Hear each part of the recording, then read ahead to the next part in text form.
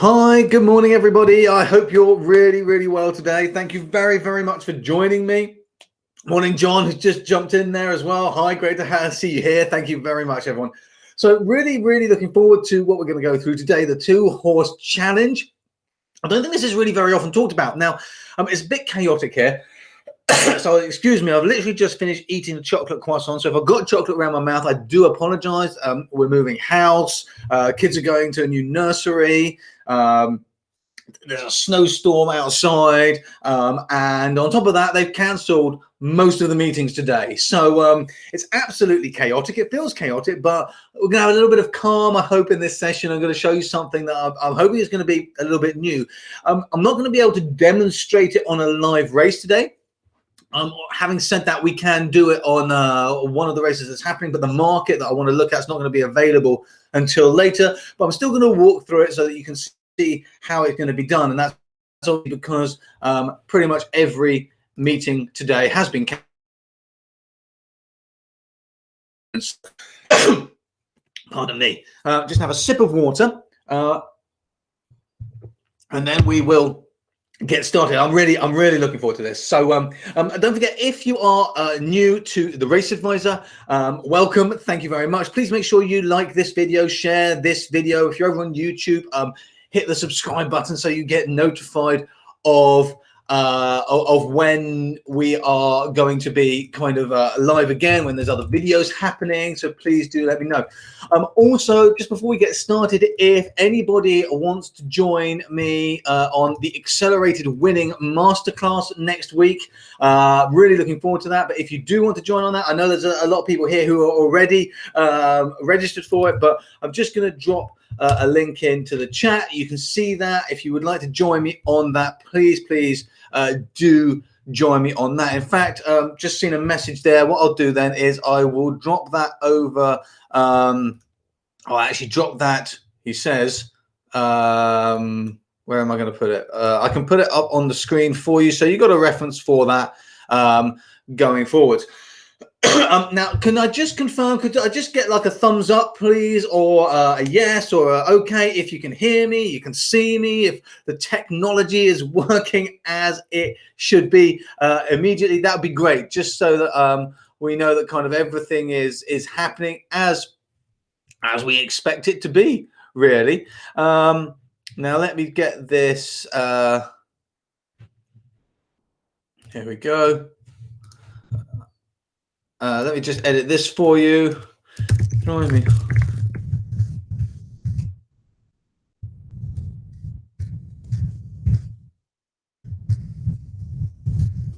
All right. So if you do want to join me on that Accelerated Winners Masterclass next week, I've just put that there up on the screen. Please do come join in. I'm really looking forward to it. We're going to look at how you can take any of your strategies. They might be making a small loss, they might be making a small profit, they might be break even, and how we're going to use that to actually turn it profitable, rather than this endless search of looking for the next best strategy, the next best system. Actually, how we can take what we've already got that's maybe only just a step away from working and actually make it work instead. So the link's there. I've put the link in the chat if you'd like to join me. It'd be wonderful to have you there. Okay, awesome. Please, thank you very much. That's great, letting me know that it's all kind of sounds working. You can see me. So what I'm going to do is I'm going to jump straight into what we're going to look at today. And what we're going to look at today is the 2-horse challenge. So let me just bring that up here. Okay.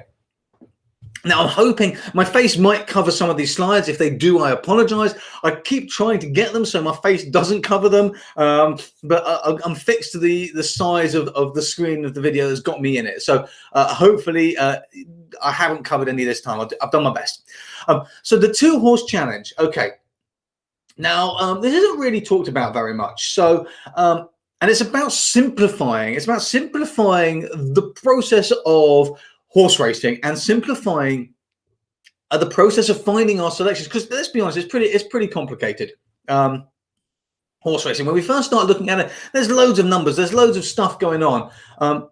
It can be kind of overwhelming, and what the point of this is to actually remove that overwhelm, to remove that that noise, and to make it really simple. And that's what we're going to do. So what we're going to cover today is we're going to cover making winner finding simple. Then we're going to look at the races that this will actually work on.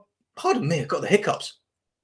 And then we're going to correctly predict the winner, how we can actually correctly do that, and how we can correctly predict the winner. So these are the three things that we're going to cover today. And if you've got any questions, please do ask them, because I was planning on going through a few live examples.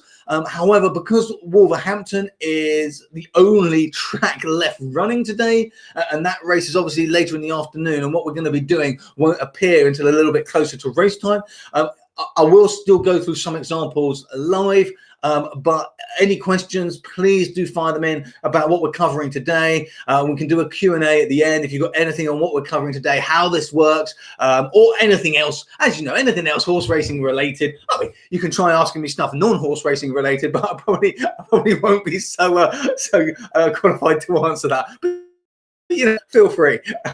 So I'll do my best to talk about anything. And all the people who have just joined us, thank you very much. A big welcome. We just had a surge of people join us, so thank you very much. A big welcome. I'm so honored to have you here, sharing your time with me today. So I'm hoping that I will be able to give back. This is going to be worth your time. I've done my best to make this worth your time. If you do want to join me on the Accelerated Profits Masterclass next week, that's on Friday or Sunday. I'm going to run 2 of them. Please do use the link going across the screen or the link in the chat. You can come and register and join me there. Okay, so this is what we're covering today: making winner finding simple, the races that this will work on, and correctly predicting the winner in this 2-horse challenge. So we always start by making it harder for ourselves, and this is just something we do as horse racing fans. We all do this. We make it really hard for ourselves. So I'm going to ask you a question now. Which of these would be easier? And I'd like you to sorry, yeah, I didn't mean to turn that banner off. Apologies. There we go. Sorry, thank you for reminding me. That was just there for people who could see it. And if you want to join the Accelerated Profits, I'll drop the link in again later. I'll put it back up later. Thanks, Will. Thanks, Wayne, for reminding me on that. So we always start by making it harder for ourselves. So I want to ask you a question about which of these scenarios you think would be easier. And please use the chat box here or the comment section. Just drop your comment in and let me know. So here are the options. So which of these is going to be easier? A 12-horse race. And to be honest, if the horse that you've bet on looks like this, I hope you've done a lay bet. But you know, so a 12-horse race or a 2-horse race. Okay, which of those is going to be easier? Let me know. Put that in now. Is it going to be easier for us to look at a 12-horse race or to look at a 2-horse race? And I'm hoping we're going to be on the same page here. But drop the message in now. Drop it into the chat below. I'm going to come over and have a quick look and see what's in there. Graham, great suggestion about live races on Aldermis. We can look at that, absolutely, and I will show that. That's a really good suggestion. Thank you, Graham. John, morning. Hi, Brian. 2-horse race. Wayne, 2-horse race. Anybody else coming out there? I know there's about a 10-second delay between you putting your message in the chat and me getting it, so there's a little bit of a delay there, but please drop that in. Michael, a 12-horse race. Graham, a 12-horse race. John, a 2-horse race. Okay, this is really interesting. Slade, a 2-horse race. So it's a bit of a mixed crowd with maybe a bit of weight coming to 2, but definitely 12. Should be 2, but I'd still get it wrong. Pablo, don't worry, Pablo, you're not alone. Sometimes in a 2-horse race, I'll get it wrong as well. You know, we all get it wrong. In theory, 2, William says, but crap odds. 2-horse race, odds will be awful. 2. Okay, so this is great. So actually, we've got a few people saying 12. We've got most people saying 2, but the proviso being here that the odds are going to be pretty shocking in a 2-horse race. So, and I tend to agree. I mean, the odds is the thing, but we should start by focusing on a 2-horse race. And this is what we're going to go into. I'm going to tell you why, because what we are inordinately bad as horse racing fans, myself included, is what we're really bad at is we're bad at looking outside the box. We're bad at taking a different angle on things and kind of stepping back a little bit, because we spend so much time focusing on kind of trying to build out that strategy and practice it and looking at the form or building the system or whatever it may be. We spend so much time focusing on this stuff that we sometimes forget, do you know what? We just need to pull back. We just need to step away. We need to have a look at a bigger picture, because actually there are loads of things out there where we can actually see something totally different, and what we're doing can work amazingly well if we just look at it a bit differently. And when we first start coming into horse racing, we look at a 12-horse race, and let's say on average, let's say we've only got 4 ratings per horse, and that's kind of, you know, we can do something profitable with the right 4 ratings, but let's just say we've got 4 ratings per horse. That is now 48 ratings across all horses, but also that's 4 to the power of 12. So that's the amount of combinations. And let me just get a calculator out and I'll tell you what the answer to that is. That, he says, successfully not using a calculator very well, 4 to the power of 12 is just under 1.7 million possible combinations. Now, obviously, we're not going to do 1.7 million possible combinations, but essentially what we're looking at, that's kind of what our brain is trying to sift through. It's like, how does each of these horses compare? And that's kind of what's going on. Now, in a 2-horse race, well, it is a fraction of the complication. So, but you're right, you're absolutely right. In a 2-horse race, the odds are shocking, but they're not shocking if we use AVB markets. And AVB markets are very, very often completely overlooked. Okay, and an AVB market is literally A versus B. It's 2 horses from a race. So the race might have 12 runners in it. It might have 20 runners in it. But the AVB market will be just between 2 of those horses, and it's not always the first favorite and the second favorite. Sometimes it's different horses. If I'm totally honest, I don't actually know how they choose which horses go into these markets, but the AVB market is just 2 horses, and quite often we can find value in these markets. And so we now have 2 horses from a 12-horse race. We can bet on just this 2 horses. That effectively the AVB market is just saying which of these 2 horses is going to win between the 2 of them, not any further, just which of these 2 horses is going to win, like a 2-horse race. And we have a market based on that. But this market is underused. It's really underused. So that means that we can actually find an advantage in the odds. Okay. And this is what makes it so cool, so powerful, because we can find that advantage in the odds. And it's underutilized, but at the same time, we're now only having to focus on 2 horses in a race. Which makes this whole process of finding which horse we think is best much simpler. And it can be, if you get a bit overwhelmed by the big races, this can be an awesome way to begin. This can be an awesome way to start. Okay, so and this is what we're going to look at here. So now here's an example of an AVB market that I took a screenshot of before today, obviously, when all the racing was cancelled. Now, I can't actually remember off the top of my head which of these horses won. Let's just have a quick look. So we've got that information with us as we go. Not that it's hugely important, but we may as well know. I've lost my screen here. So this was the 1250 Fairy House on the 8th of February. And actually, it was Fakir won this bet. None of them won the actual race, but in this AVB market, Fakir won this race, which actually is excellent because it goes to illustrate what I'm going to share really well today. So I did this, as you can see, obviously the markets are live when I took the screenshot. So this is excellent because it's going to illustrate it really well what I wanted to share today.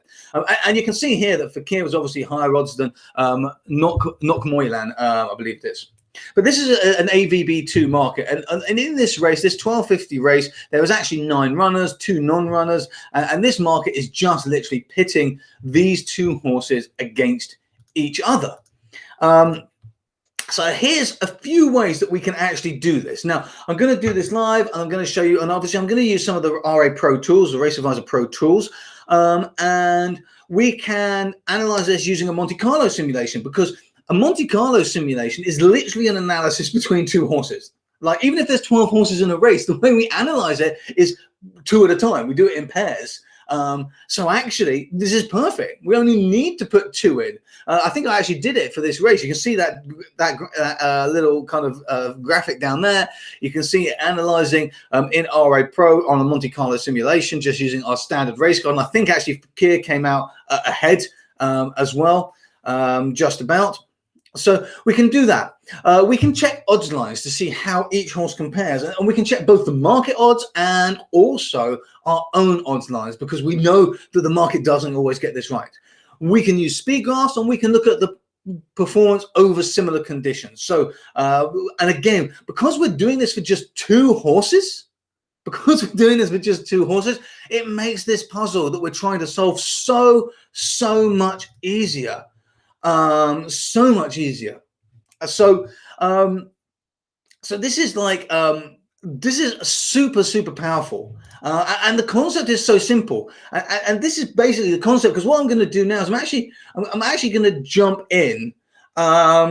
I'm going to jump in a second and actually show you some examples. I was hoping that I'll be able to open up some AVB races, but as has been suggested by Graham, thank you, we can use actually Aldermist and our Light Real Racing platform to do this on instead.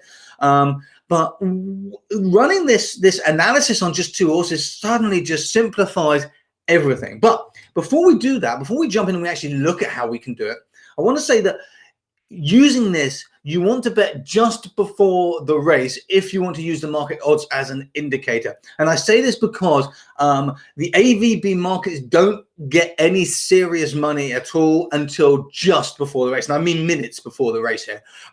So if you want to use the market as an indicator to in the analysis, you need to really be doing it just before the race.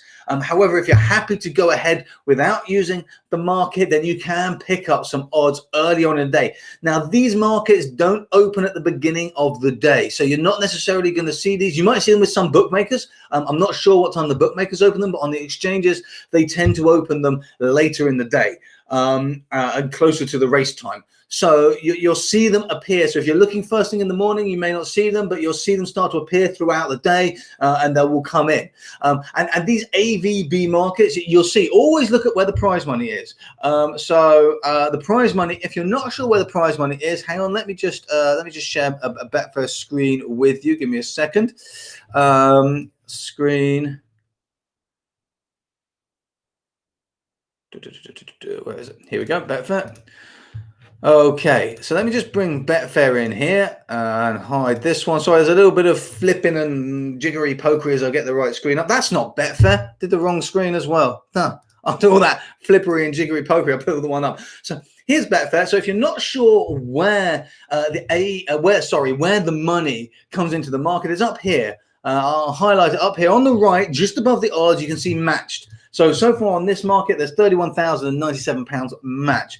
Now, you'll see there are no AVB markets up here. That's because we're too early for any to be here. And we can go through all of the Wolverhampton races, and there won't be any at the moment because they're too far away. Not every race is going to have an AVB market either, so that's the other thing to bear in mind. So when we start, we actually want to be using, if we can find a bookmaker, if you have a bookmaker that is putting up these AVB markets earlier, that's awesome. But basically, you're looking for the races that have AVB markets. A versus B, that stands for just a 2-horse comparison, and then we are taking those 2 horses and we're just analyzing those 2 horses in the race. We don't need to worry about anyone else. They're all forgotten. We do not need to worry about any of the other horses in the race. Okay, so thank you for the questions. I can see the questions coming in. That's absolutely awesome. Please do keep asking. I will come back to all the questions. I will go through them all because I was planning on spending a chunk of time going through some of the live races today. Once I've gone through the process with you, I was going to go through some of the live races, but since 90% of all racing has been cancelled today, we're going to do some Aldermist stuff instead. Okay, so RA Pro here. Now, if you're not a Race Advisor Pro member, then you may want to join one. You can do that at raceadvisor.co.uk/join RA. It's currently shut but I will be holding an introduction webinar to it towards the end of the month, probably on the 22nd of the month. So you can make sure you get alerted by that by going to raceadvisor.co.uk/join RA now. Put your name down there and I'll let you know when that is happening. And we will then open a few more spaces if you think and we think you're the right fit for Race Advisor Pro for making that long-term profit. So that's where to go for that. But you can see today we've got slim pickings. So what I'm actually going to do, as suggested by Graham, is I'm going to use our Like Real Racing platform. And this platform is, we built this platform out to enable us to actually practice our betting in an environment with no risk at all, because obviously most sports and most things that you need to practice to get better at to do, you have to do it you do it with no risk. Like if you're a ballet dancer or a footballer or whatever, you practice and you're not losing money when you practice. With horse race betting, when you practice you lose money, and that inhibits us because we're worrying about the fact that we're losing money while we're trying to learn how to do what we want to do. So we built Like Real Racing. There is nowhere else that this exists, and you might guess I'm kind of proud of it, but it is like real. It is exactly, there is a race every 10 minutes. They behave exactly like real racing. They have real horses trained by real trainers, trained by ridden by real jockeys. They're fully simulated, so they do behave like real. And there is one every 10 minutes. So this 11:20 will actually have gone off, and in a minute that's going to move into the results section. So let's just open up the 11:30, and I'm going to go through each of the items that we just looked at. So those items being, we've got the Monte Carlo simulation first. I'm going to look at the odds line, some speed graphs, and also similar conditions. So you can do some of this if you're not an RA Pro member, and some of it I'm going to use tools that are obviously only available to Race Advisor Pro members. But I'm going to kind of mix and match so you can do this as well if you're not an RA Pro member. William, thank you so much for letting everybody know. William, let me just drop this up on the screen here. William's just said sportnation.bet has match betting open now. So there you go. This is an example of a place or a bookmaker you can go to that actually brings these markets up earlier. So you can actually do this earlier in the day. So that's awesome. Thank you very much for sharing that, William. Much, much appreciated. Okay, so here's what we're going to look at. So I've opened this race at Aldermist, which is our like real racetrack, our like real race course, and we can see we've got all these horses here. Now, for argument's sake, let me sort by odds so that we're not choosing miles away. So let me take these two horses here because they're currently first and second in the market, 4.57, 4.93 in the odds column. And I didn't want to take two that were kind of too far apart from each other. So I'm just going to eliminate all the others. And we could do this on a real race. So we might only be looking at two horses, but we want to eliminate all the others from the race card. So we're just focused. We're just focused on those two that are most important. So let's look at a Monte Carlo simulation first. I'm going to pull this up. Now, the way a Monte Carlo simulation works is we take a rating. A rating is a best estimate of a horse's performance or predicted performance. And this rating, obviously, while it's the best estimate, it could be a bit high, it could be a bit low. And that's what we call variance. And so we might say, well, the rating is 100, but it could be somewhere between 90 and 110. But our best guess is 100. We think this horse is projected to be 100 for this rating, but you know, with a bit of variance, it could be somewhere between 90 and 110. So what a Monte Carlo simulation does is it takes that horse's rating and it takes the whole range from 90 to 110, and it does the same for another horse for the same rating, and it does that, and then it will randomly choose somewhere in that horse's range between 90 and 110, and take a rating for the horse. And it's going to do the same for the other one. Let's say the other horse has got, I don't know, a rating of 90, and it's got a range of 85 to 105, for argument's sake. So you'll see sometimes each of these horses could win. And when a horse gets a higher rating than the other one, it basically gets a score. Think of it like a chalkboard. And it's like chalk one to this horse, chalk one to this horse. And every simulation you run, it's chalking another. Whichever horse got the higher rating, it's chalking it up on the board. And it does that. That's how a Monte Carlo simulation works. We do it for 5, 6, 10, 20, 50, however many we want. And rather than doing a simulation at a time, we may run 1,000 simulations really quick. So it all happens super fast. And that's kind of how the simulation, works. So so we're here, we've got Aldermist, and so we've got these two horses. So we're going to open the Monte Carlo simulator here, and I'm not going to go through the technical workings of how it works, but basically we can choose if we want to include or exclude some of the columns. I'm just going to leave it all as default. And that variance I was talking about here in RA Pro, we can actually set it on a per rating basis if we want to get super advanced, but we don't need to do that. We can leave it as the default 15%. Then we hit next. I'm going to run a standard 1000 simulation, which is kind of the one I suggest for speed versus time and accuracy, kind of, all mixed together. Speed and time kind of being the same thing. I do apologize, but it's the time and accuracy balance. Hit run the simulation. What you'll see on your screen now is you'll see this simulation run, and you'll see we get loads of numbers, and these are basically those pairings I was talking about for each of the ratings and how well they're doing, how many they've won, how many they've lost. So you can see here under this rating, Canapolis has won 97%, and Spray the Sea's won 2 and a bit percent, and some that haven't won either. There are differences of kind of massive, and others they're much closer, like 52 and 47. So that's how it works. But most importantly, what we're really interested in is on the left-hand side of the screen, you're going to see the horses' numbers moving across. And at the moment, we can see clearly, and this is the key. This is the key to the simulator, at least in RA Pro, is that it's visual. So we can see clearly Canapolis is coming out on the head here. We're expecting Canapolis here to be better than Spray the Sea. And that's clear. We can just see that without looking at anything else, just by looking at their positions in that race. So basically, those numbers move from left to right to give an example of how much better each horse is than the other. And you can see, because I've eliminated the rest of the horses in this race, because we're only focusing on 2 horses, it becomes a really clear thing to see. Now, we do have some stuff underneath, and we can see that actually we would expect Canapolis to have odds of around 1.7 if it's just these 2 horses competing, and we would expect Spray the Sea to have odds of around 2.55. Or we can see that it was kind of around 51% Canapolis won to 34-ish% Spray the Sea. And there's always going to be a bit of variance here. It's never going to add up completely to 100 on those percentages. But we do kind of round that up with the predicted odds. So we can see here Canapolis clearly looks to be the leader in this race. And if we were going AVB, we'd probably be looking, well, okay, Canapolis looks strong. But, hey, let's look at another way of doing this. So we can look at odds lines to compare. Now, we have our odds lines here. You may have your own ones, and I'm getting an issue with them displaying on this shared screen. Bear with me a second. But we have our odds lines here, and in fact, let me add in. Sometimes the screen sharing software stops some of the features from actually appearing on the race cards.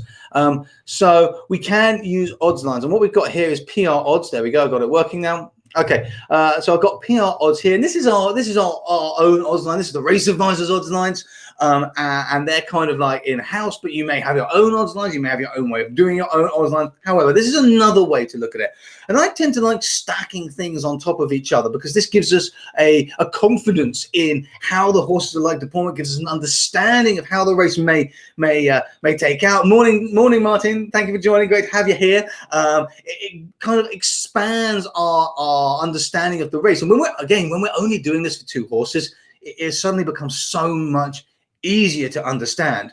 And we can see here that like Spray the Sea has a total score of 2.65, and Canapolis has a total score. This is a score of 1.28. I then convert these to probabilities, or we then convert these to probabilities, 22%, 16%.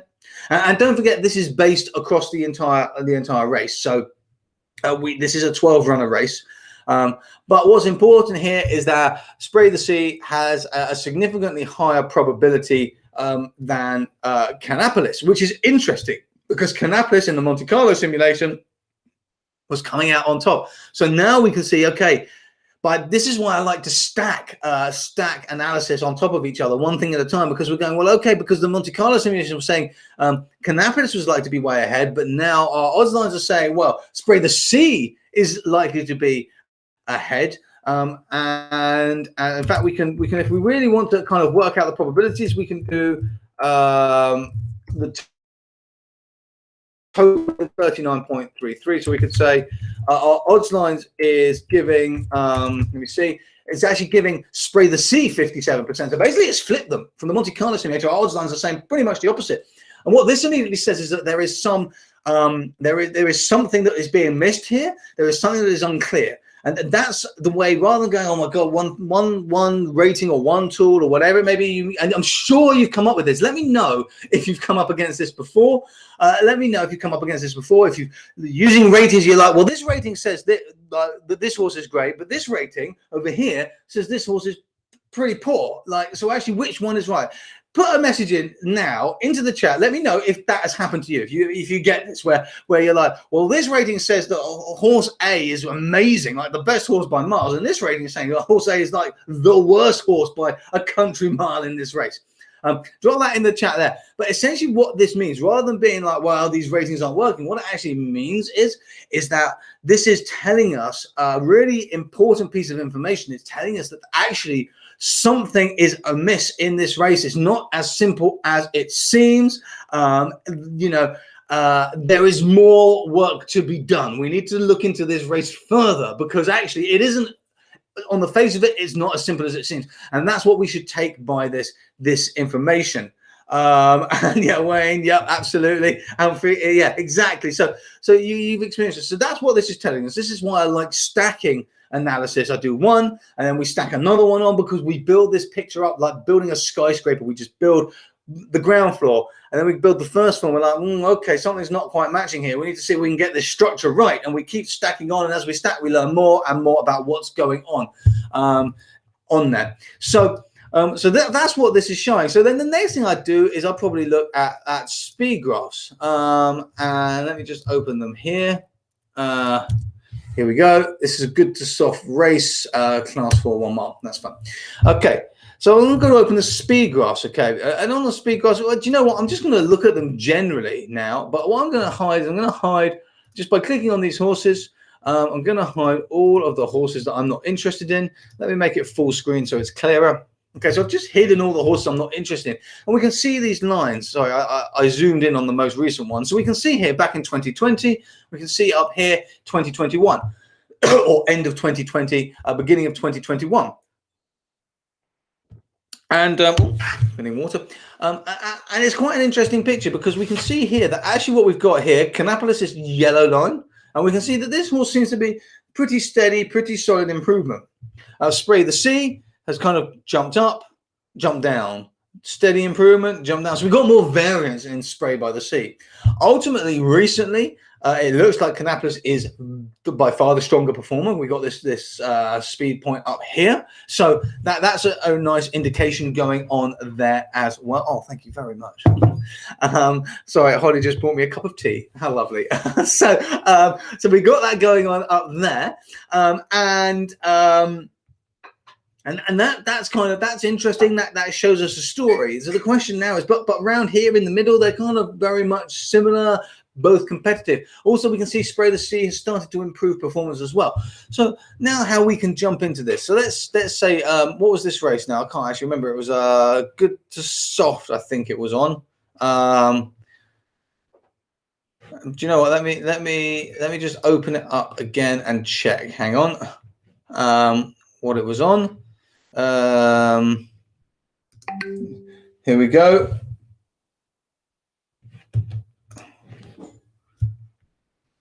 So the good to soft. I've just had a message come through saying it's not working on Facebook. Is this working on Facebook for you? Can you see this on Facebook? If you're on Facebook and see Wayne's on Facebook, Michael, Dominic, could you let me know if you're over on Facebook watching this? Could you just let me know if you're seeing everything kind of as you would expect to see it? So this race was a flat all-weather.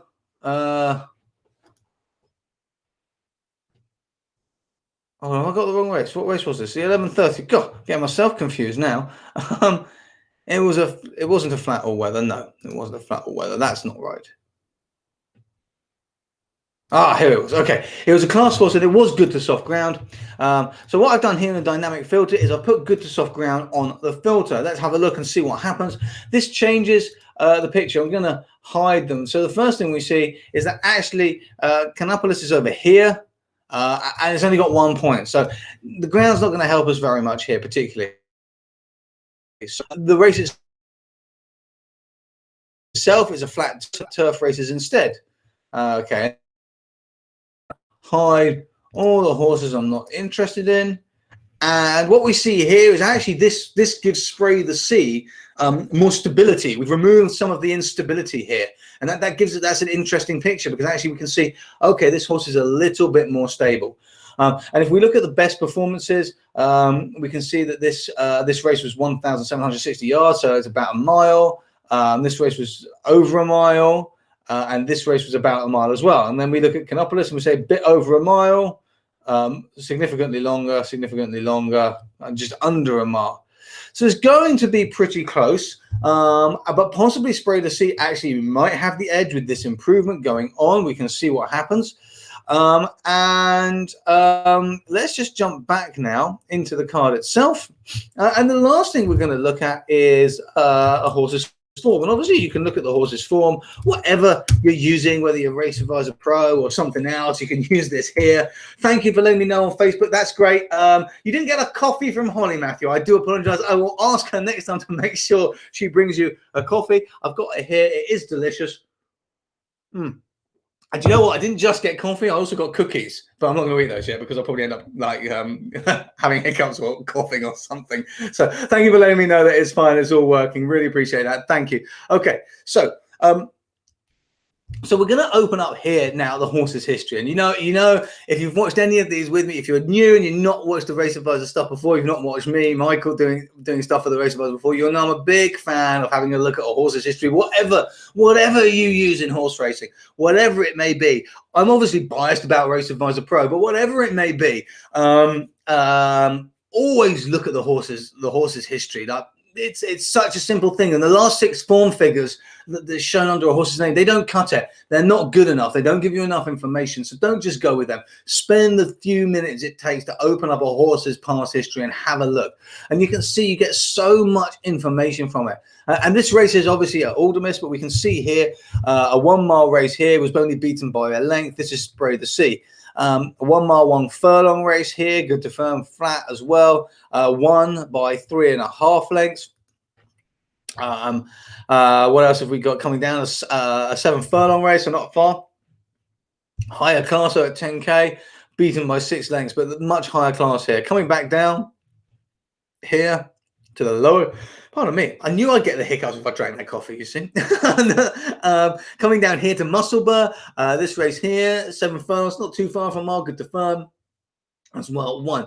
So possibly the ground could be an issue here, because generally this is good to firm and the horse is doing better on the good to firm. So possibly we've got a bit of a ground issue. Otherwise, everything looks possible for this runner here. And if we now have a look at Canopolis, we can say that again, we've got 1 mile race here, beaten just by 1.75 lengths, so it's competitive.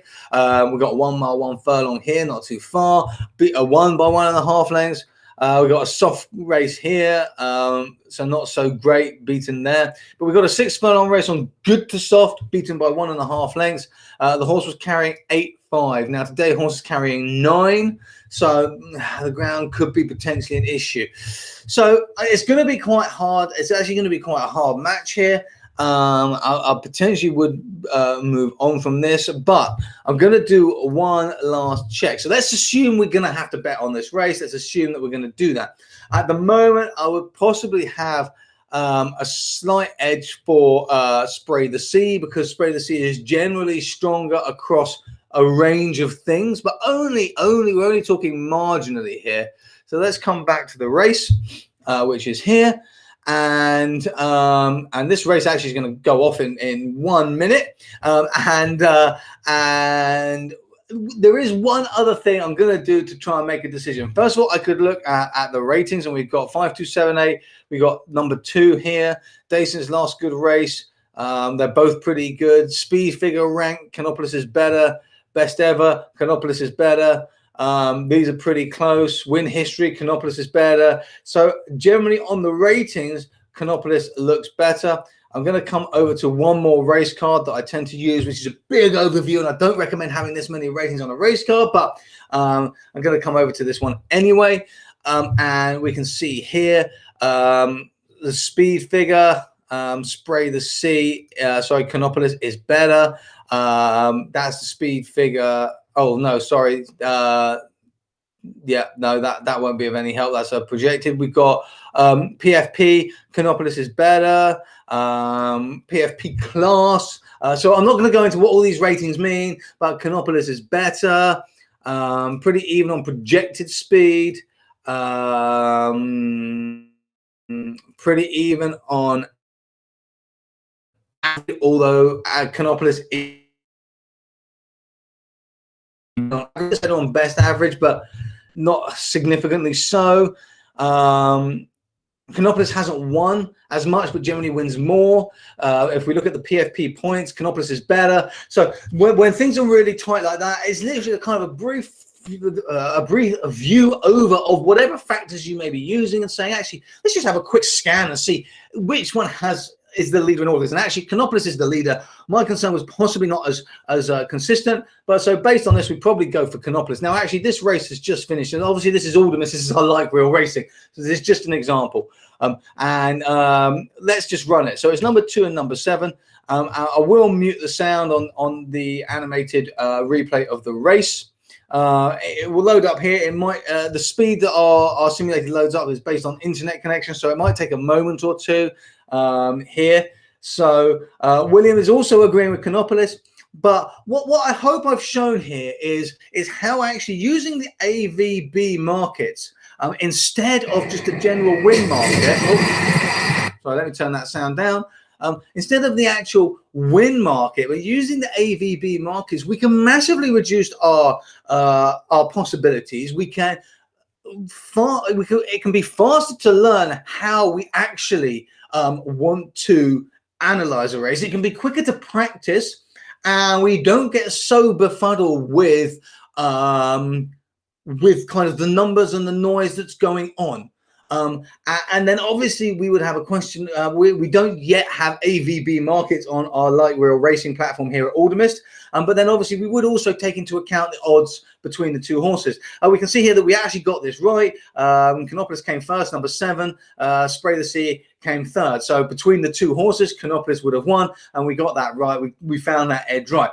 So that's the process. That's how it works. I hope that makes sense. I'm going to come over and check if you've got any questions. Please do drop any questions you've got in, whether it's about this, drop them in. If you've got any questions about what we've just gone through, the 2-horse challenge, and why this challenge can actually be a stepping stone to successful betting, because we're reducing our choices. We're making it easier on ourselves. We're not going into this massive field with hundreds of numbers. We're really limiting ourselves, and we're really focusing on 2 horses that have a possibility, and when we can learn to read form on that, it's not as overpowering. It's not as there's not so much information overload happening.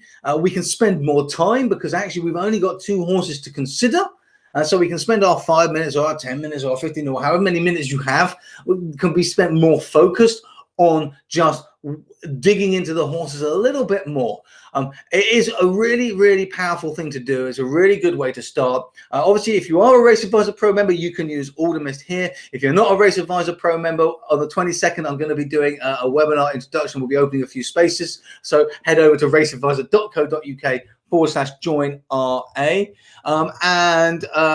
Someone has asked again if they can get the link to the masterclass next week. I'm holding an accelerated winning masterclass next week. If you'd like to join me, if you haven't already joined me, it's going to be awesome. Really looking forward to it. Going to be on Friday and on Sunday, and you get access to all the recordings afterwards as well. I'll put those up so you'll have permanent access to them too. But if you do want to join me on that, you can join. I've just dropped the link into your chat. You can join it there. Okay, questions. Let's do questions on this. Any questions you've got on this, please let's go through. I'm going to scroll back through the chat here a little bit, and let's see. What difference, Humphrey, let me put this up on the screen. What difference would you need in a Monte Carlo simulation, i.e. 60 versus 40, and at what stage should they put the market up? So on Betfair, they put the market up. To be honest, I actually don't really know what the time is. It tends to be not too far away from the race time, to be honest. when the markets go up on Betfair. But as was shared, I think it was Michael or shared it earlier, there are bookmakers putting them up in the morning, so you could do it potentially with bookmakers. I think it was sportingnation.bet or sportnation.bet. Someone shared earlier that have them up already.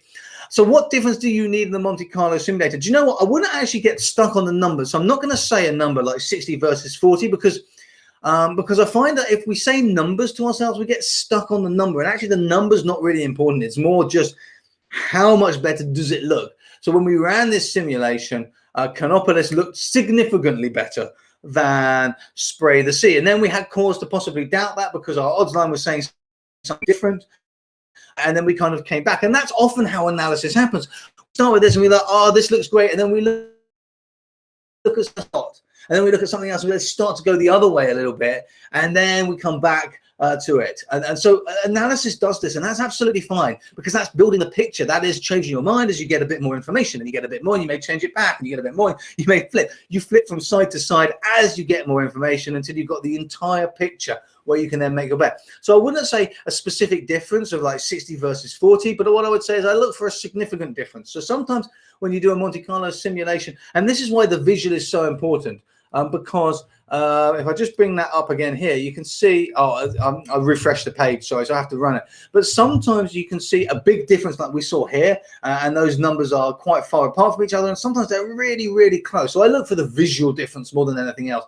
Is there a nice big gap? If not, it's going to be quite tight. So that's kind of how I focus on that rather than on the specific number. Ollie, I'm pleased that the weather is fine in Sweden, and I'm sorry to say it's not fine here. Although, does fine in Sweden mean snow? It possibly does. I don't know. How do I get the odds line screen up? David, on RA Pro, it's very simple. You hit any horse's PR odds. So you can see Spray the Sea has PR odds of 5.52. We hit that, and it will bring up the actual odds line, the raw odds that we go in to make it, because our PR odds are merged with the live market. There is a video in the Find Your Way Around section of your members area, which goes into that in detail if you want to see it, but you can click on any horses PR odds. Okay, let's keep going. Oh, you're right, Matthew, coffee. Thank you.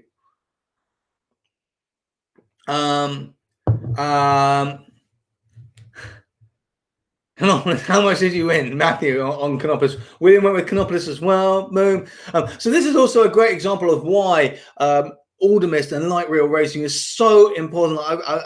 You should practice your stuff on this. And I know it's super tempting if you're a Racing Master Pro member. Anyway, if you're coming in, you're thinking of coming in, you really should look at practicing on Aldermist, because there's a race every 10 minutes. You can do it really fast. You can learn really, really fast, particularly on currently when meetings are being cancelled left, right, and centre.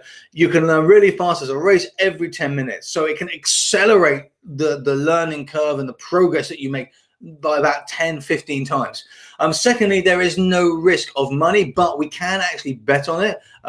So I'll just show you how we can bet on it. If I come to a race that hasn't happened yet, we can bet on it. Currently, you can only bet win or each way. We will be adding more, but we just hit the bet slip.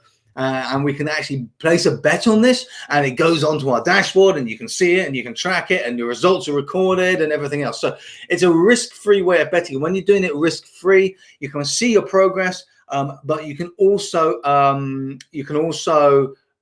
will try things out that you wouldn't otherwise try when your money is on it. Whether your money is £2 or £1, and also you'll be doing these challenges at the same time. And these challenges, every time you place a bet on Aldermist on the light reel racing, it's going to count towards the challenges. That's going to take you from hobbyist up to betting God.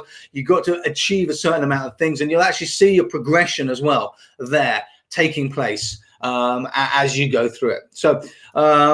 So that's that. As odds are shorter, i.e. 1.8, can it be profitable long term if you have a few users? Okay, great question from Humphrey. Thank you so much. So this is a general question. Like, as the odds are shorter, can it be profitable long term if you get a few losers? And this is betting odds on is really unpopular. I quite like it, but generally it's really unpopular because people are, I'm not making enough back. It's not worth the risk. And this is the gambler mindset we all have in us that we kind of want to get rid of as far as possible, because this mindset, it's about adrenaline, and it's about actually placing your bet, seeing your horse win, and making, like, you know, a return of 5 to 1, 10 to 1, 20 to 1, 30 to 1, and being like, this is amazing.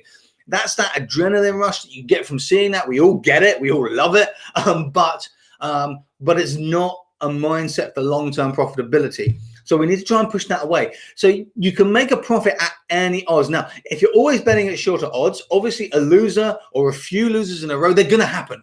They're going to happen. But what will happen is they will actually, they'll make a bigger dent on your bankroll, but conversely, you will still have, you'll win more. You'll have a higher strike rate. And if you want to know roughly what it is, if you come to the blog over on RA, over on Race Advisor, you come to the blog and you do a search here. Private group, if you're an RA Pro member, search is over sitting there in the unit. Anyone else, if you come over to the blog and then you hit the search button up here, and we just type in a bankroll. And this is key to this staking. You see this one here with a lady playing snooker. Just hit on that, the one biggest mistake, okay? And scroll down. It's worth a read if you've not read it. It's really worth a read. But this is what you want, this expected losing streak. So even if you're winning 60, 70% of your races, like over the course of a year, and these are the amount of bets that you have. So let's say you have 4 bets a day. So you're gonna have around 1,200-ish bets a year, 1,300. Even if you're winning 70% of your bets, you're still going to expect to get 6 losers in a row. Okay, 6 losers in a row. So just to give an example of what that is, that might be average odds. You might be betting at 1.5. You know, it's a really short odds, 1.5, but you could still get 6 losing bets in a row. Even at that level at some point in the year, maybe more than once, you know, maybe twice. So that's a really important thing to remember, but it doesn't mean that it's not profitable. It just means that the pattern is different. When we bet on higher odds horses, we tend to do this. We go, we'll get it right on the screen here. So you go down, down, down, down, down, up, down, down, down, down, down, up. When we bet on shorter odds horses, we do it opposite. We go up, up, up, up, down. Up, up, up, up, down, up, up. So it's the opposite pattern, basically. But that doesn't mean it's not profitable. You just have to be mentally prepared for the fact that when you get a loser, when you get a few losers, it's going to make a big dent in the profits, and it's going to take longer to claw it back. Conversely, when you bet at higher odds, you're going to get loser after loser after loser after loser. And when you get a win, it's going to take you up, and then you're slowly going to lose it again, and then it'll take you up again. So it's just a different way of looking at a different mindset. But as long as we're getting an advantage, as long as our AE is showing us an advantage, we can make a profit at it, whatever the odds. And actually, the highest strike rate is better generally for most of us. We prefer to have a higher strike rate. It's far easier to become profitable on a higher strike rate once we've got our head around the pattern is different to what we expect. As in, like we just spoke, you're going to go up most of the time and down a little bit. I call it the reverse slide.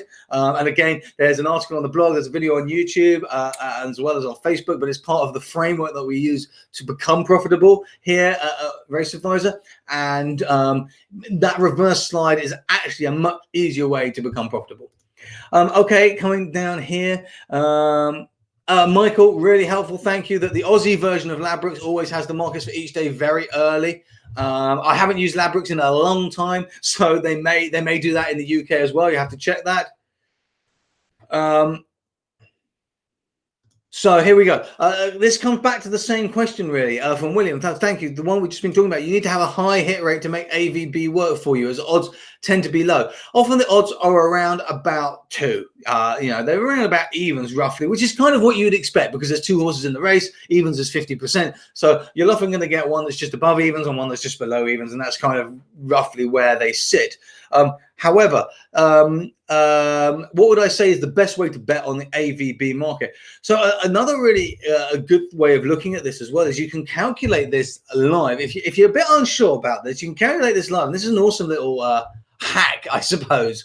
But let's say, let me just bring up, hang on, let me just bring up Betfair for a second.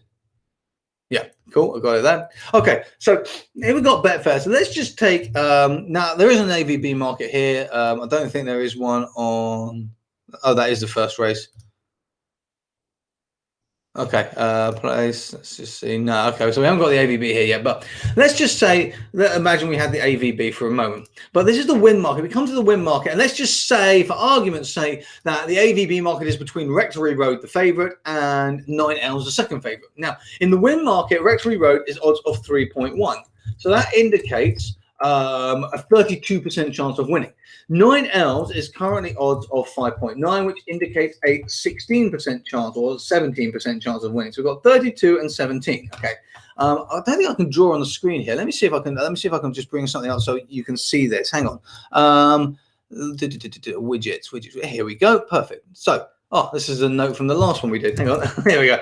So, no, that's not true. Rectory Road has a 32% chance based on the current odds, and 9 Elms has a 17% chance based on the current odds. Okay, so now what we can do is we can calculate what that means, and we do that. We simply add the 30, okay, which equals 7 plus 32 equals 49. Okay? So combine these two horses. The market is currently saying that these two horses have a 49% chance combined between them. Okay, and now what we can do is we can do we take each horse's chance and divide it by 49. So effectively what we're doing is we're renormalizing these two horses. So we would go Rectory Road would be 32 divided by 49. So I'm going to do Rectory Road. 32 divided by 49 would indicate this horse has a 65% chance of winning.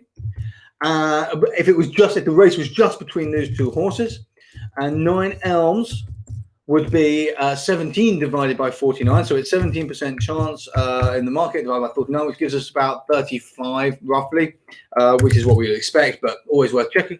So this is kind of the balance, and obviously once we've got the probabilities, we can work out the actual odds that they should be based on the win market. So and that's simply done 1 divided by 0.65.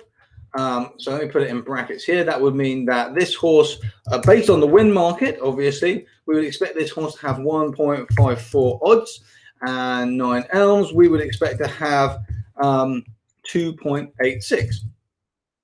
So that's how we would expect that split to be in the AVB market between these two horses. Now, you will notice if you do this, a lot of the time, the split doesn't work like this. And that's really interesting, and that's how you know there's an advantage to be had, because the split won't always work like this.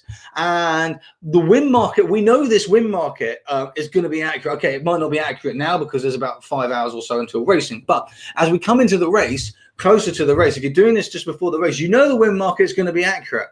So actually, you can. There is a possibility of actually just finding where the AVB market is simply wrong. It's just wrong. Because we know the win market is accurate. We know Rectory Road, between Rectory Road and the 9 Elms 2-horse AVB race, we know Rectory Road should be 1.54, 9 Elms should be 2.86 based on the win market. Now, there are some statistical factors here that we're not going to go into because obviously the shape of the race has changed slightly if there's just 2 horses. But this is, as a rough guideline, this is good. And so you can go in straight away and be like, well, actually, if Rectory Road is 1.8, or 1.7, we know, do you know what, there might be an advantage here. It's worth having a quick look.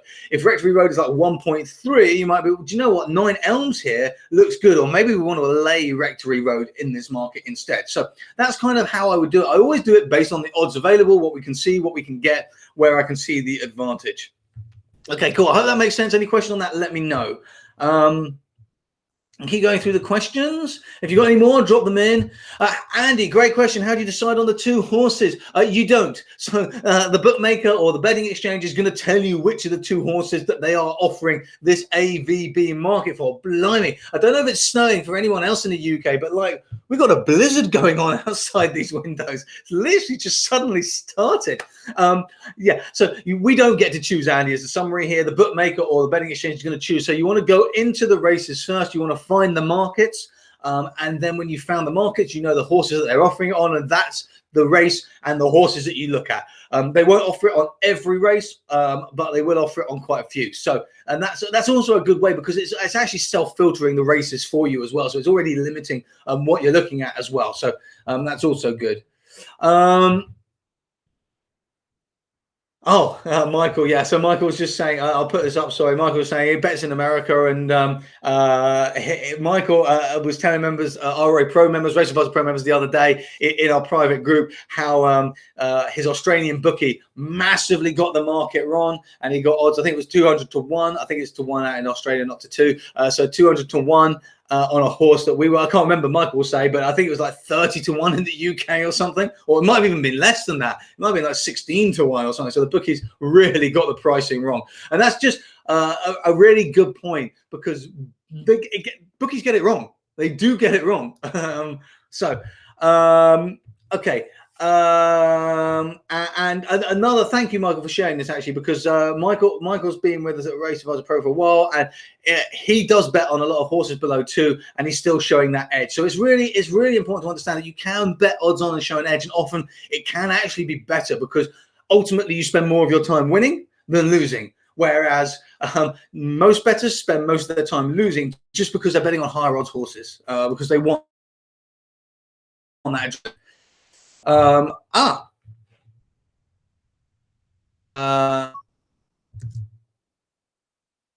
Hey, look at that. Thank you for sharing that. So it's just been shared by David. Thank you very much. We've got the AVB market. It's just appeared here for the 4:45 at Wolverhampton. And it's between Never Said Nothing and Contingency Fee. Okay. And you can see here at the moment there is zero match. So this market is going to be kind of irrelevant here. Now it's already midday. I was going to finish. Let me know. I've got another 15 minutes. Would you like me to jump into this race and have a very quick look at it using what we've just been talking about, going through what we've just been doing? Let me know now in the chat. I'll wait 10 seconds while you let me know. I'll finish the other questions that are already there while you're doing that. I'm going to have a sip of tea. And I'll finish those questions. If you would like me, please drop it in the chat now. I can go through one if there is enough interest for it. As I say, I appreciate we've got to 12. We've finished the hour, but I'm happy to stay on for 15 minutes. If you are happy to stay on a bit longer, I am happy to stay on a bit longer.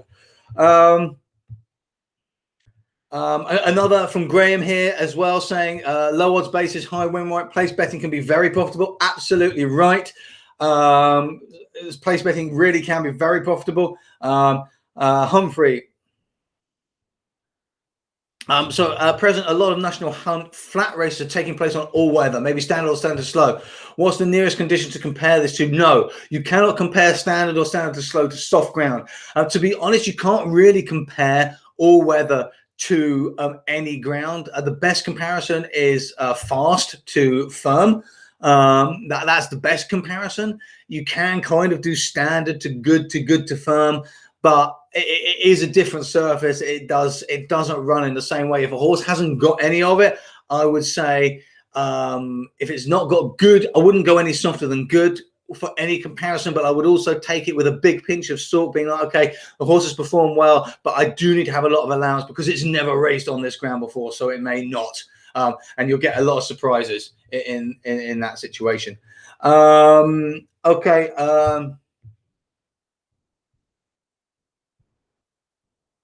Okay. Great. Yes.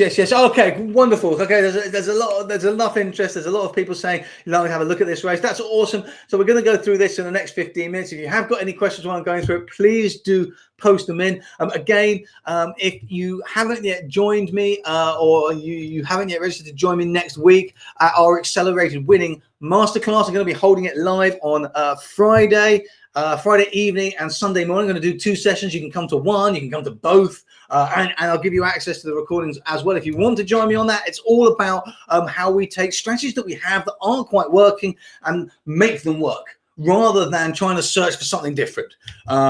So that's what it's about. If you want to join me on that, please do hit that link that I've just dropped in your chat. And if you are not currently a Race Advisor Pro member, I will be doing a new members introduction webinar to see if you are the right fit for us and we are the right fit for you for long-term betting. It is only for people who want to really make long-term profits. We focus on long-term profits and the whole framework for training and teaching is based around that. So if that's for you, you can also head over to raceadvisor.co.uk/join-RA. Put your name down there. I'll let you know as soon as tickets are available to that webinar, and they will be ticketed this time, so you will need to grab a ticket if you want to come. But next week is the Accelerated Winning Masterclass. Let's jump into this race. Okay, where am I? I'm over here. So the first thing I'm going to do is I'm actually going to do what we just did. So let's just start here. I've already forgotten who it's between. Never said nothing contingency fee. So let's just start here, since we've got this up. Never said nothing. Let me bring up the notes we made again. Pardon me. So never said nothing. It's currently odds of 7.4 in the win market. So that means 13.5% chance of winning. I'm just going to put this here. So we're going to start here purely because I'm in here. You don't have to start here. I wouldn't normally start here. Contingency fee is currently 8.8, which is, if we just do 1 divided by 8.8, that tells us it's got an 11.36. So let's just say 4% chance. Okay, and that's based on the win market. So now we're going to add those together. So we do this. Again, so we add 13.5 plus 11.4, which equals, I'll probably be able to do that in my head, to be honest. I've just got to calculate here. That equals 24.9, and now we can work out what they should be versus each other, because we can take 13.5, which is the win probability from the market currently for never said nothing. We divide that by 24.9, which gives us 54, basically 54%. And 54% as odds is 1 divided by 0.54, so that's 1.85. Meanwhile, contingency fee, we do 11.4 divided by 24.9 to get this chance of winning, and that's 45.78. So let's just say 46, we'll round it up, 46%, and 46% is going to be a 2.17 odds. Okay, so the current win market, obviously it's still a way to the race. The win market's got to get more formed, but that's currently what it's showing. Now we've got that information there, we can jump over to the AVB market, and we can see, well, at the moment nothing's matched, but someone has laid at 1.3, is trying to get some money matched at 1.3 on never said nothing. I'm not surprised, because if the win market is saying it should be 1.85, actually, if someone took that 1.3, whoever's laid it is laughing all the way. So on the other side, we got contingency fee. Someone's dropped in some money at 1.45 to lay to try and pick up someone contingency fee, and they're going to probably, it's probably the same person, to be honest. They'll be laughing even more. However, someone's also put in some money to try and get a back bet at 2.5. So they've asked a layer. You can see 2.5 here. They've asked someone to lay this horse at 2.5. Again, massive advantage just based on the win odds. So so we can see that. Now, this is interesting. Thank you for sharing that, Wayne. Bet365 are offering the AVB odds of 1.8 and contingency fee 1.9. That's interesting, because you see, based on the market, what we're seeing there is that actually never said nothing is too short, a little bit possibly, but contingency fee is way too short over at Bet365. You know, never said nothing is possibly a bit short, maybe in the kind of right area though. Obviously, the Betfair markets aren't fully formed, and obviously no money has yet come in here. But let's now jump into the race itself quickly. Let me bring you back over to our screen. I'm losing. I've got too many tabs open. I'm losing which one I'm on. Here we go. Let me bring you back over here. Okay, I'm going to just hide this calculation now. Okay, so let me bring you back over here. That's not the one I'm on. I'm on this one. So I'm going to scroll back up. I'm going to come back to our members dashboard. And this is the 4:45 race. What we'll do is we'll just run through exactly the same process that we already did on Aldermis, so you can see it again on another race. I'm going to come back into the standard race card to start with, rather than use a custom race card, so it's clearer. We have contingency fee and never said nothing. And let's just remove these. Interestingly, both of them are wearing headgear. So I'm just eliminating all the other horses. So we're focusing on these two. Both of them are wearing headgear today. You can see it's a hood. If I hover over there, it just tells me it's a hood. Just something to be aware of. It's the first time for one of them. It can give an edge if it's the first time for headgear. We can see that in a minute when we look at their history. Let's just run that simulation, leaving all the settings as standard. Here's a simulation. That's going to fire off here, and we'll see what that brings back. Thank you for sharing that, Wayne. Much appreciated. Okay, so here we go. As it's running, we can obviously see, and you can see what I'm saying about the silks moving here. At the moment, it's looking like contingency fees slightly ahead, not hugely, just a little bit, but definitely has an advantage, which is interesting because obviously it was the other way around on the market currently, but here it's saying contingency fee possibly has a slight edge. And what you'll notice is that often this happens, that often in the simulations, contingency fee is going to have another one. Sorry, the two horses are going to be kind of, the odds are going to be kind of similar-ish to where we may expect them, but possibly flipped. And actually, contingency fee, just looking at it purely on those sills, we can see it come ahead here. It should be around 1.63 versus the two of them to 2.62. Okay, so a 61% chance to contingency fee, around maybe 38% chance to never said nothing. Now, I'm going to exit out of that. I'm going to come to the odds. Now, looking at probability, interestingly as well, we gave a contingency fee much higher here, 25.74% on our raw odds here. On our raw odds, that's what we gave. Much higher. In fact, never said nothing was really quite low, which is interesting. The odds merged with the market that we have here in the PR odds column, we can see that actually, again, contingency fee looks to be offering a value, but that's broad. That takes into account all runners. Next, I'm going to open the speed graph. So I'm going through exactly the same process that we just did. I'm going to open the speed graph here, and let's make this full screen first of all, so it's easier to see. And we can see there's a lot of races on here. So initially, I'm just going to filter this down. This is a flat all-weather Class 6 standard race over 1 mile, 1 furlong for about 3K prize money. But I'm just going to focus initially on flat all-weather. And I'm going to leave that. I'm not going to go into ground condition here because most all-weather is standard. But what I am going to do is I'm going to remove these other runners just by clicking on them. There we go. And that leaves us with our two speed graphs. Now we go all the way back to like 2018. First thing I'm going to note is that contingency fees dynamic speed figure in brackets next to its name on the right-hand side is significantly higher than Never Said Nothing. Never Said Nothing is the yellow line, and we can see it bouncing up and down, coming down, and then recently being comparative, but certainly more volatile. And in fact, contingency fee looks pretty consistent here, in fact, which is quite nice. Now, I'm actually going to filter this graph down a little bit more. I'm going to filter it down to... where am I? Let's filter it down. I'm going to filter down by distance. So let's go from, say, 1,760. So that's a mile plus maybe 400 or so yards extra. So what's 1,760 plus? So I'm going to go from there to, hang on, let me figure it out. It's about 2,200 roughly. Okay. So that gives me kind of around 1 mile to 1 mile, 2 furlongs. And this changes the picture a bit.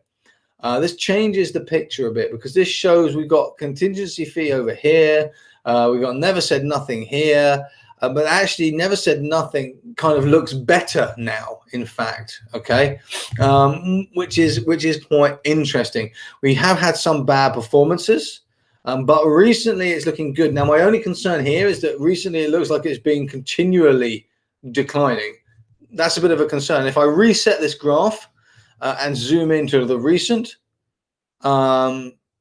actually, looking at all races, it looks like we've got a slow decline here, whereas contingency fee had a drop in performance and then has been kind of going okay. We had a good race when this horse first came back after a long break, and then a kind of a drop. So this is looking quite difficult, to be honest. This is looking quite difficult. But at the moment, mainly based on just this all-weather filter. I'm sitting possibly with contingency fee, particularly being that we might be able to get some advantage in the market. Okay, now let's just come back to the race. Here we go. Okay, so here's the race. The next thing we're going to look at is the horse's form history. So here we go, horse's form history. And horse's form history. Sorry, Matthew, I just saw your message about betting my cookies. These cookies are very fine cookies. I mean, that's an important bet. What can I say? These are very fine cookies. Okay, never said nothing. Okay, and also, Matthew, I think I might be on contingency fee as well. So let's have a quick look. So what we said here, this is the last stage: flat all weather, class 6, standard ground, 2 and a bit grand prize money, just under 3 grand prize money, 1 mile, 1 furlong. So we've got these 4 races here, which is great. Last 4 races, 1 mile, 1 furlong here, all very similar to today. Never said nothing is. So you may see never said nothing is displayed in other places carrying 9.4, but there's a jockey allowance of £5, so it's actually only carrying 8.13. Also bearing in mind there is a jockey allowance of £5, so that is also something to bear in mind, but that is the same as it happens. Grace McEntee, he's on contingency fee, also has a jockey allowance of £5. But we can see here these last 2 races performed very well. Wearing headgear, not wearing headgear really didn't perform very well at all. Coming back down to some more all-weather racing down here, didn't do so well in this race back on the 26th of February last year. These other races, one wearing headgear and not so good not wearing headgear. So it looks, never said nothing is going to be good. It looks like the hood is going to work well for this horse as well. So everything looking pretty strong there. Contingency fee coming in here. Again, we've got a lot of history recently, but longer races. Okay, these are 1 mile 4 furlongs, which is interesting because actually it's performed well in these races. All wearing hoods recently. Last few performed well over a much longer distance. So let's come down to see if we got some shorter distances. And we've got to go quite a way back to get similar. And that's on flat weather. And didn't do so well there. Flat here, 1 mile 1 furlong, won, but only by a margin. Coming down to some all-weather racing. Again, it looks like this horse is going to prefer a longer distance, possibly not going to like the short distance so much. And that would probably take the edge for me to never said nothing. Okay, so for me, that would probably bring me back to never said nothing. Let's come back to the actual race card. That would probably bring me back to never said nothing as having the edge purely over that distance issue. Now, obviously, the weight is significantly less here for contingency fee. We can have a look at place in this race. But if we're looking at pace, we obviously need to bring back in all of our other eliminated horses into the race because they will actually take a part of it. And we can see here the total pace here. Contingency fee is going to be near the top as a leader, which is interesting. Never said nothing is going to be kind of mid to back end, we expect. Now, contingency fee likes leading, but the question is if it leads, and here is the question we now have to ask ourselves. This is a predicted to be fast race. And actually, often fast races, the leaders wear themselves out, but contingency fee can go over a longer distance. So that's just added a little extra difficulty into this decision. But for me, the distance is a bit of a concern. So if I was going to go on this, I will probably go for never said nothing. We can see here coming back over to Betfair quickly. Where am I? We can see that there's some money starting to come in on this market. Oh, still nothing matched, but obviously the odds are starting to change as people are trying to get more reasonable prices. So never said nothing, still 1.66, and I would actually say that is too short. 1.66 at the moment. I would keep waiting on here and I'd see how these market forms.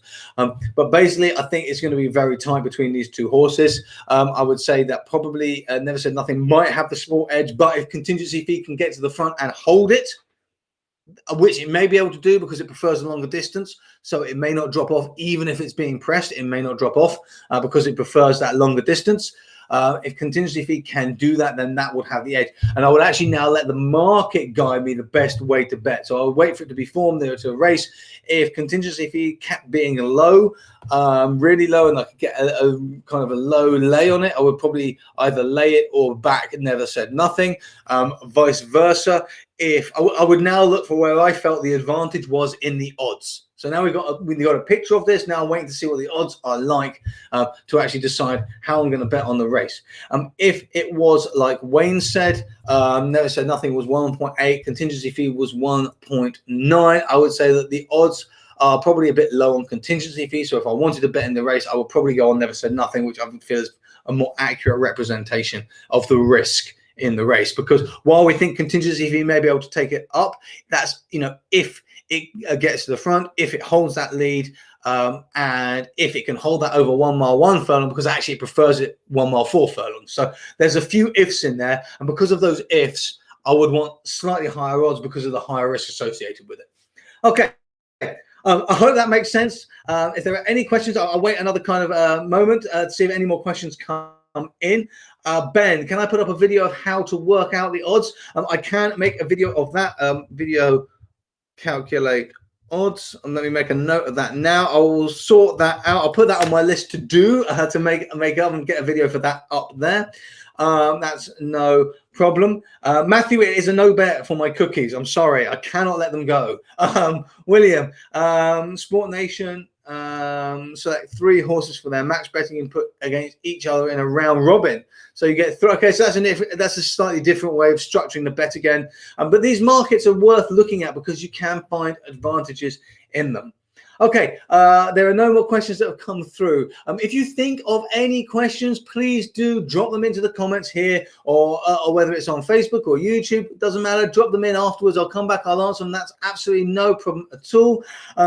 Please remember, if you want to join me on the Accelerated Winning Masterclass next week, head over there, register for your space now. I'm really looking forward to that. I think it's going to be a great day, and it's all about how we can take strategies we've currently got, we're currently using, we're currently familiar with, maybe aren't making a profit at all. Maybe we're making a small loss, but they may be break even or just making a small profit but not enough, and you've been thinking, do you know what, I need to find something else, this isn't really working. Instead, what we're going to look at is taking them and making them work for us, adapting them, how we can adapt them. That's what we're going to look at, how we can adapt them, rather than going back into this cycle of looking for something new. We're going to look at maybe what is working, what's not working, how we can adapt it, where we need to go to make it work over the next 30 days. That's the focus of that. That will also going to be doing that live on Friday night and again on Sunday morning. You can join for either, for both, and you'll also get access to all the recordings forever going on.